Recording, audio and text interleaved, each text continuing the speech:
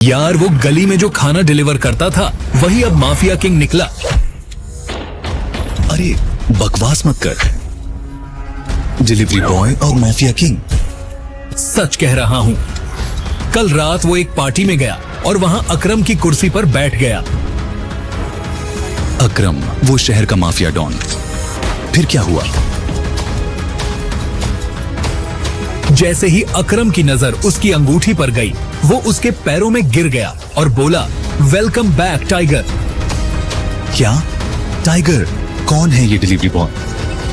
वही जानने के लिए लोग करोड़ों खर्च कर रहे हैं। Goodbye Vaibhavi. गरीब डिलीवरी बॉय अभिनव की परसों पुरानी गर्लफ्रेंड ने उसे एक रईसजादे के लिए छोड़ दिया। प्यार में हारा अभिनव बेचारा दारू पीकर चढ़ गया जमीन से 50 फीट ऊपर बिजली के तार पर। वो मजनू तो जान देने को तैयार था, मगर किस्मत को कुछ और ही मंजूर था। अरे ये बिजली का तार तो टूट रहा है। अचानक वो तार टूटा। उस तार से एक बिजली तो निकली, मगर उससे पहले ही अभिनव नीचे गिर गया। उसे लगा कि करंट से बच गया तो गिर के तो जरूर मर जाएगा, मगर वो गिरा भी तो कहाँ। लड़की के बिस्तर में। हे भगवान, ये मैं कहाँ गया? जी हाँ, शहर की सबसे खूबसूरत और रईस लड़की अनन्या के बिस्तर पर, जो उस वक्त चैन की नींद सो रही थी। मगर जैसे ही उसकी नींद खुली, कौन हो तुम? और मेरे बिस्तर पर क्या कर रहे हो? मैं खुद नहीं जानता कि मैं यहाँ कैसे पहुँचा। मुझे तो लग रहा है कि मैं कोई सपना देख रहा हूँ। इससे पहले कि अभिनव कुछ भी समझ पाता, अनन्या ने उसके गाल पर एक जोरदार थप्पड़ जड़ दिया, जिसे खाकर अभिनव सन्न पड़ गया। अब समझ आया तुम्हें? ये सपना नहीं हकीकत है। तुम इस वक्त सच में अनन्या सिंह के बिस्तर में हो। अचानक कमरे का दरवाजा खोलकर अनन्या का भाई सनी सिंह वहाँ पहुँच गया, जिसे देखकर अनन्या अपने आप को हटने लगी। सनी, तुम यहाँ क्या कर रहे हो? अरे सवाल तो मुझे तुमसे पूछना चाहिए कि ये फटीचर तुम्हारे साथ यहाँ क्या कर रहा है? देखो भाई, मुझे खुद नहीं पता कि मैं यहाँ कैसे आया। मुझे बस इतना याद है कि मैं एक बिजली की तार से गिरा था और... बकवास मत करो। मैं अभी के अभी पुलिस को कॉल करती हूँ। अब तुमसे सच पुलिस ही उगलवाएगी। ये कहते हुए अनन्या पुलिस का नंबर डायल करने लगी, मगर तभी सनी ने उसका हाथ पकड़कर उससे फोन छीन लिया और बोला, नाना बहना, पुलिस से कुछ ना कहना। लगता है तुम सिंह परिवार का कानून भूल गई। इस घर के सारे फैसले सिर्फ एक ही आदमी लेता है, और वो है ग्रेट हरदेव पाल सिंह, यानी कि हमारे दादाजी। दादाजी का नाम सुनते ही अनन्या के माथे पर पसीना आ गया। हरदेव पाल सिंह न सिर्फ शहर के जाने माने रईस थे, बल्कि वो एक बहुत ही रूढ़िवादी और पुरानी सोच वाले सख्त आदमी थे, जो कहने को तो सूट बूट पहनकर घूमते थे, मगर उनकी मानसिकता 500 साल पुरानी थी।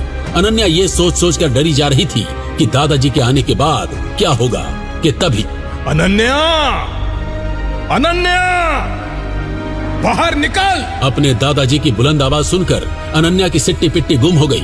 वो इतना तो समझ चुकी थी कि दादाजी को शायद सब पता चल गया है, मगर कैसे? अब भिखारी के साथ बिस्तर में ही पूरा दिन काटेगी क्या?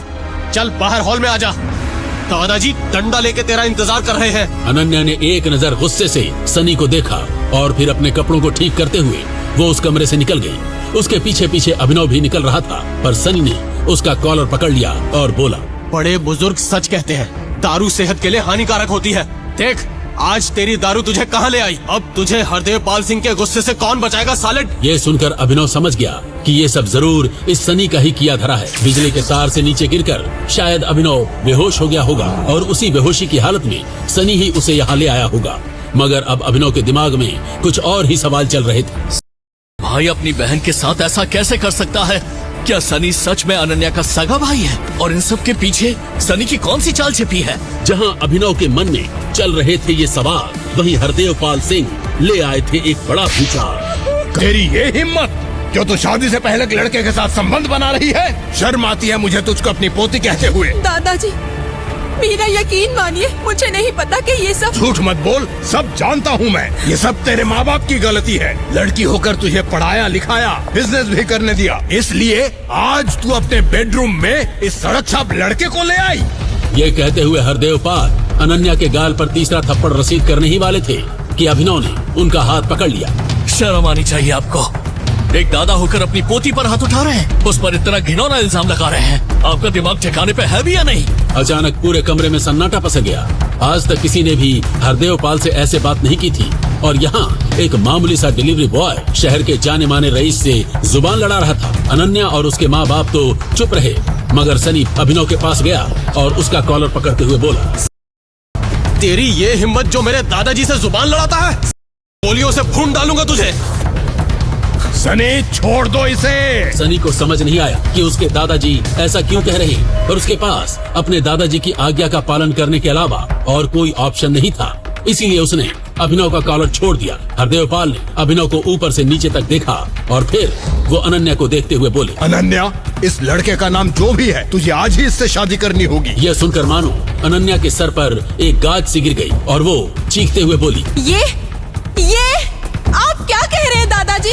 मैं तो इसे जानती भी नहीं। अब ज्यादा अनजान मत बन लड़की। हरदेवपाल सिंह का कानून तू अच्छी तरह से जानती है। लड़के जिसके साथ सो गई, समझो उसी की हो गई। नहीं दादाजी, मैं आपके इस घटिया कानून को नहीं मानती। मैं नहीं करूंगी इस फटीचर से शादी। तो ठीक है सनी, अपनी बहन को फार्म हाउस ले जाओ। इस औरत को मेरी आंखों से दूर रखो और वहाँ की जमीन में उसे जिंदा गाड़ दो, समझे? ये सुनकर अनन्या सिहर उठी।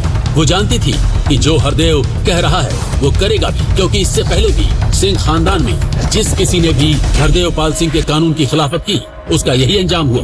अब अनन्या के पापा हरदेवपाल के पैरों पर गिरकर गिड़गिड़ाने लगे। डैडी जी, हम आज ही अनन्या की शादी इस लड़के से करवा देंगे। आप प्लीज हमारी बेटी की जान बख्श दीजिए। अनन्या भी अब अपने दादा के सामने लाचार हो गई थी। वही अभिनव जानता था कि अगर उसने अनन्या से शादी नहीं की तो एक मासूम लड़की उसकी वजह से अपनी जान से हाथ धो बैठेगी। फिर क्या था, 1 घंटे के अंदर ही उसी हॉल में अनन्या और अभिनव की शादी हो गई।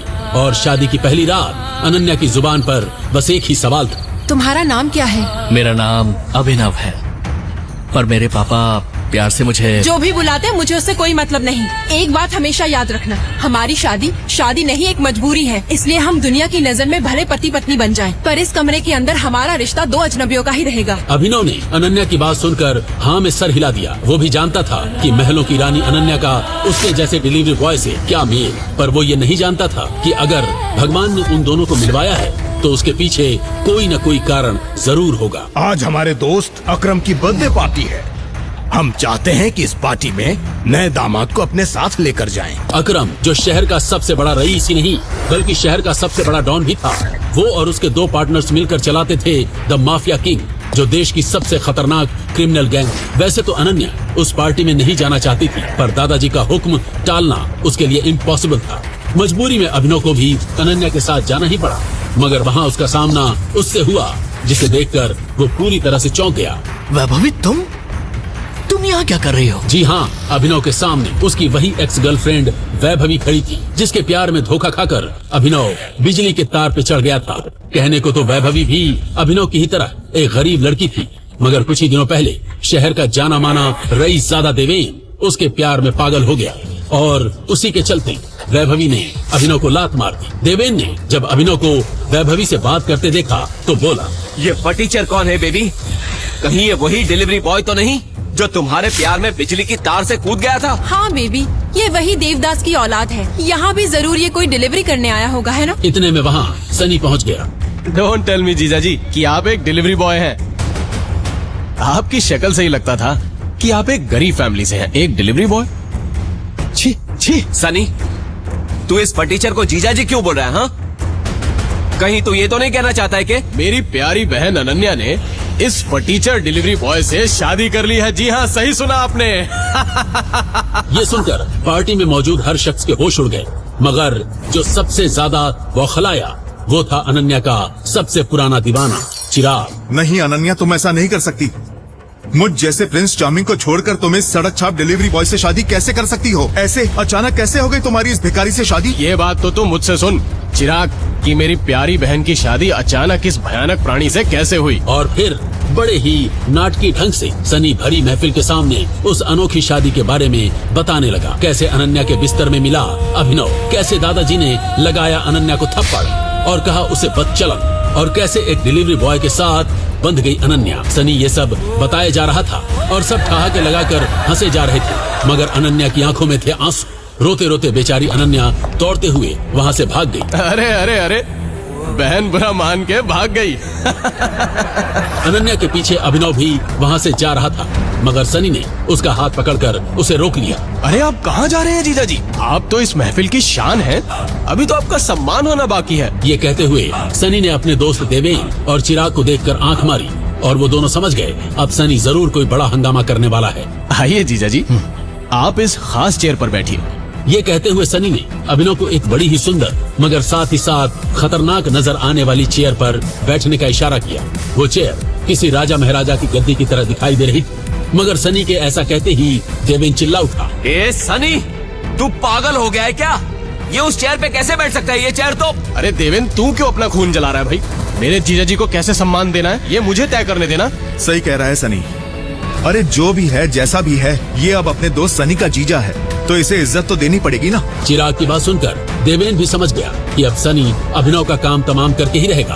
अभिनव जो सनी की चाल से अनजान था, वो उस चेयर की तरफ बढ़ने लगा और सनी मन ही मन कहने लगा, अब पता चलेगी इस डिलीवरी बॉय को इसकी औकात। और फिर जैसे ही अभिनव उस चेयर पे बैठा, अचानक उस चेयर में लाल लाइट्स जलने लगी और पूरे के पूरे हॉल में बहुत तेज साउंड वाले अलार्म्स बजने लगे। ये क्या हो रहा है? सनी अचानक जोर से चिल्लाकर बोलने लगा, ये फटीचर, ये तूने क्या किया? माफिया किंग के मालिक की कुर्सी पर बैठ गया। जी हाँ, वो खास चेयर थी द माफिया किंग गैंग के मालिक अकरम की, और इस चेयर में अकरम के अलावा किसी और को बैठने की इजाजत नहीं थी। उन अलार्म्स के बजते ही बहुत से बॉडीगार्ड्स हाथ में बंदूक लेकर वहाँ आ गए और अभिनव को घेर कर खड़े हो गए। खून डालो इस भिखारी को, अंकल की कुर्सी पर बैठ रहा था, फटीचर कहीं का। मगर तभी वहाँ एक कड़क आवाज आई। कौन है वो माइका लाल जिसने माफिया किंग के मालिक की कुर्सी में बैठने की हिम्मत की? सूट बूट पहने और हाथों में एक इम्पोर्टेड सिगार लिए अब खुद अकरम वहाँ पहुँच गया था। अलार्म की आवाज सुनकर वो भी समझ गया था कि किसी ने माफिया किंग की कुर्सी में बैठने की गुस्ताखी की है। वो अभिनव के पास पहुँचा और धमकाते हुए बोला, तो तू है वो हरामजादा। अब तुझे अकरम के कहर से कोई नहीं बचा सकता। अकरम के मुंह से ये सुनते ही अभिनव अंदर तक सिहर गया और अकरम के आगे हाथ जोड़ते हुए बोला, सर प्लीज मुझे माफ कर दीजिए। मैं इस कुर्सी के बारे में कुछ नहीं जानता था। जहां अभिनव अकरम के आगे गिड़गिड़ा रहा था, वहीं अब अकरम की आंखें अभिनव की अंगूठी पर टिकी हुई थी, जिस अंगूठी में टी लिखा हुआ था। उस अंगूठी को देखते ही अचानक अकरम के चेहरे पे छाया हुआ गुस्सा खौफ में बदल गया, मानो उस अंगूठी को देखकर अकरम को कुछ याद आ गया। टाइगर, मुझे माफ कर दो, मैंने तुम्हें पहचानने में देर कर दी बेटा। यह कहते हुए अकरम अभिनव के पैरों पर गिर गया। ये देखकर सनी का सर चकरा गया। वो अकरम से बोला, ये सब क्या है अकरम अंकल? आप इस फटीचर के आगे घुटने क्यों टेक रहे हैं? ये तो खबरदार, जो इसके बारे में एक शब्द भी कहा तो ये कुर्सी भी इसकी है, इस पे अधिकार भी इसका है और ये पूरा कारोबार भी इसी का है। ये है माफिया किंग का असली मालिक, क्योंकि ये है हमारा टाइगर। आखिर क्यों अभिनव के आगे अकरम जैसे खतरनाक डॉन ने घुटने टेक दिए? क्यों अकरम अभिनव को कह रहा था टाइगर? क्या याद आया था अकरम को अभिनव की उस अंगूठी को देखकर? और अब क्या नया मोड़ लेने वाली है अभिनव और टाइगर की कहानी? आगे की कहानी जानने के लिए देखें अगला एपिसोड सिर्फ पॉकेट FM के YouTube चैनल पर, और द रिटर्न ऑफ टाइगर के सारे एपिसोड्स को सुनने के लिए डिस्क्रिप्शन में दी लिंक से डाउनलोड करें पॉकेट FM ऐप।